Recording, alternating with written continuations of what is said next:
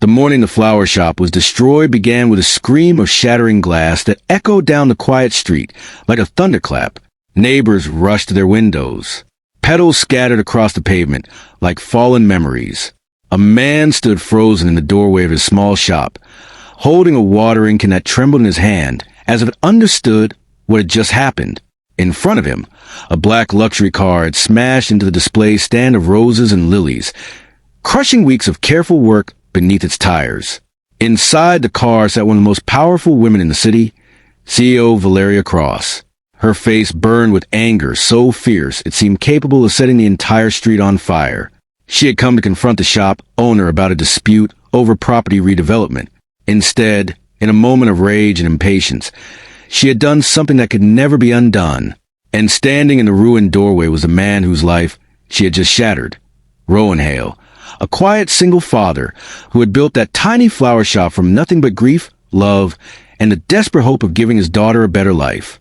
But neither of them knew yet that the wreckage scattered across the pavement held a secret that would change everything.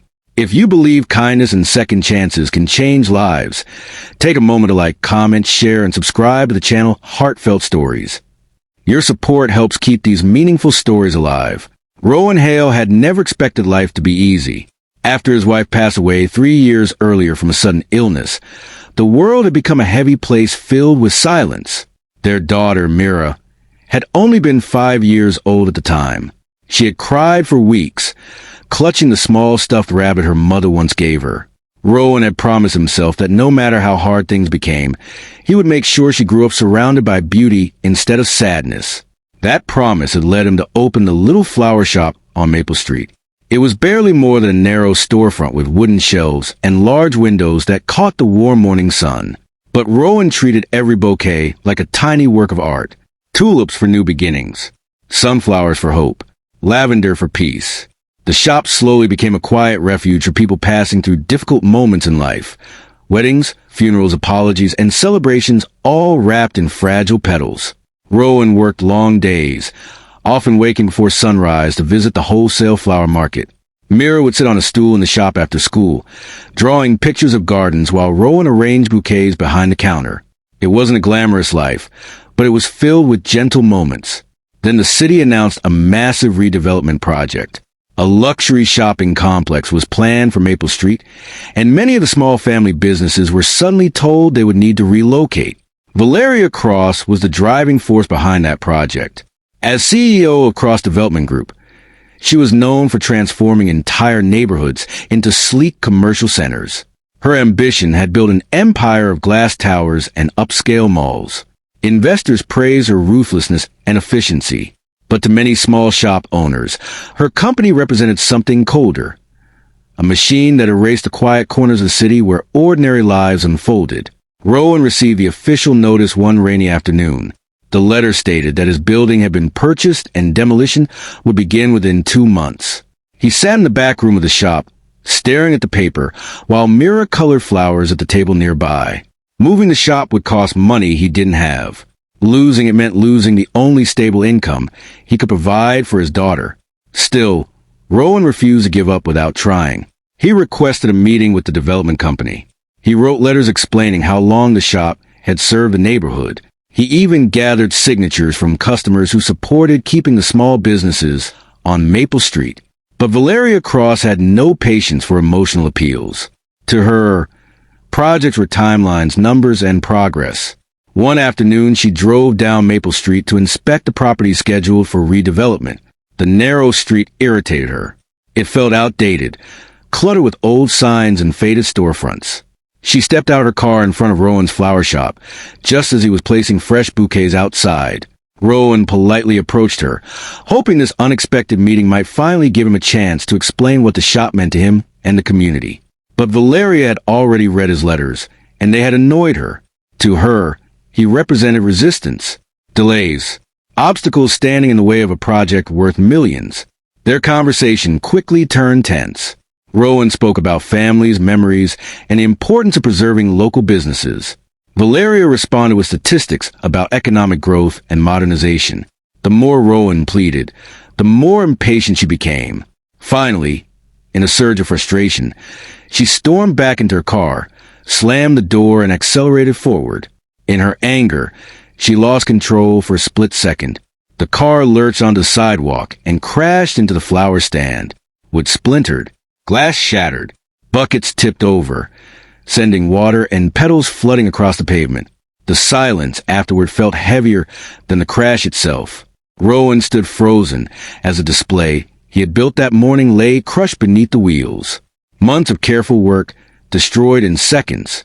Valeria stepped out of the car, suddenly realizing the magnitude of what she had done. But pride and anger kept her from apologizing immediately. Instead, she coldly informed Rowan that her company would compensate him financially for the damage and that the shop would still need to vacate the property. Then she drove away, leaving Rowan standing alone among the ruins. That night, Rowan stayed late, cleaning the broken glass. Mira helped gather the scattered flowers, trying her best not to cry. The shop looked wounded but not defeated. Rowan repaired what he could, determined to keep going until the very last day. 2 weeks later, an unexpected phone call reached Valeria's office. Her mother had been hospitalized after collapsing in a park across town. The doctor said a stranger had performed quick first aid and called emergency services before leaving quietly. Without that help, the outcome might have been far worse. Concerned, Valeria rushed to the hospital. Her mother was recovering, but weak. When Valeria asked what had happened, the elderly woman described the kind man who had stayed with her until the ambulance arrived. She remembered his gentle voice, the smell of fresh flowers on his clothes, and a bouquet he had been carrying when he found her. A nurse later mentioned that the hospital had located the man through security cameras in the park. He had briefly visited the front desk earlier that day to deliver flowers for a patient. The name in the logbook made Valeria's stomach tighten. Rowan Hale, the same man whose shop she had destroyed. The realization hit her like a wave crashing against stone. While she had been arguing about property lines and profit margins, Rowan had quietly saved the life of the person she loved most in the world. And he had never asked for recognition or reward. For the first time in years, Valeria felt something unfamiliar rising inside her chest. Not anger, not ambition. Something heavier. Something closer to shame. She drove back to Maple Street that evening as the sun was setting. The flower shop still stood, though the broken display had been replaced with a simple wooden table. Rowan was watering the plants while Mira sat nearby doing homework. The soft glow of the shop light spilled onto the sidewalk, making the flowers look like tiny stars. Valeria stepped out of her car, slowly this time. The street felt different now. Quieter, warmer, more human than she had ever noticed before. Rowan looked up, surprised to see her again. For a long moment, neither of them spoke.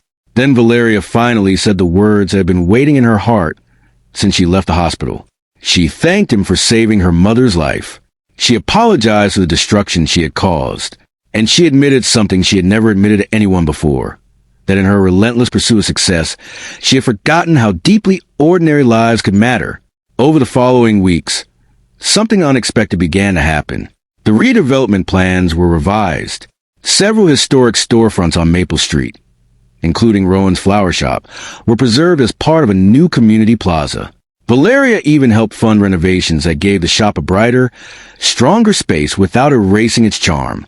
Rowan never asked for this help, but he accepted it with quiet gratitude, knowing that sometimes even powerful people can learn from the simplest acts of kindness. The day the renovated plaza opened, Mira stood outside the shop, handing out small daisies to visitors. Rowan watched proudly from the doorway while Valeria spoke with local residents nearby, listening more than she talked. And in that moment, the street felt alive again, not because of glass towers or expensive stores, but because compassion had quietly reshaped the future. If this story touched your heart and reminded you that even small acts of kindness can change the world, please like, share, and comment to support heartfelt stories. Your engagement helps these messages reach more people. And before we end, tell us in the comments, do you believe one moment of kindness can truly change someone's life?